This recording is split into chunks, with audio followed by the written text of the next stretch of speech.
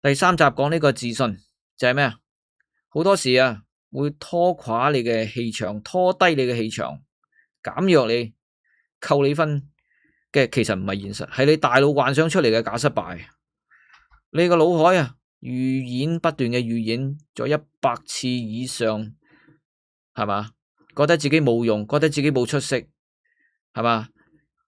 如果當時自己咁就好啦，等呢啲咁啊被拒絕、被嘲笑嘅結局，呢全部都係假象。下次當你焦慮唔敢表達嘅時候，問自己3個問題：我而家喺度，我點解唔敢表達？點解冇自信？我而家係最擔心啲咩咧？我講咗係咪最壞嘅結果會係咩咧？第二就係呢個最壞嘅結果發生嘅幾率有幾大啊？0至10分，有幾大啊？係咪真係咁大咧？要將自己拖翻，從幻想拖翻出嚟現實。第三就係話，如果真係發生咗，我會點應付咧？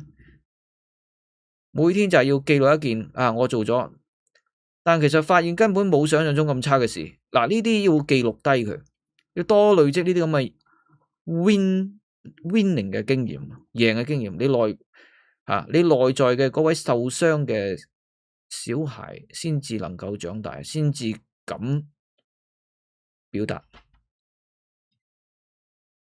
最後就係咧，世界係唔會獎賞啲沉默、好好先生唔敢表達嘅人。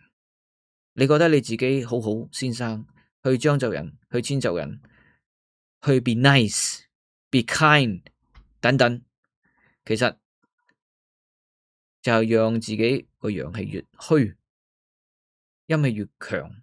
呢個世界永遠係唔會獎賞啲默默無聞，係嘛？呢啲好好先生，世界獎賞嘅係敢於主動表達、敢於主導自己人生嘅人。自信係唔需要你完全準備好先至有嘅，你嘅靈魂、你嘅氣場喺每一個瞬間都已經足夠。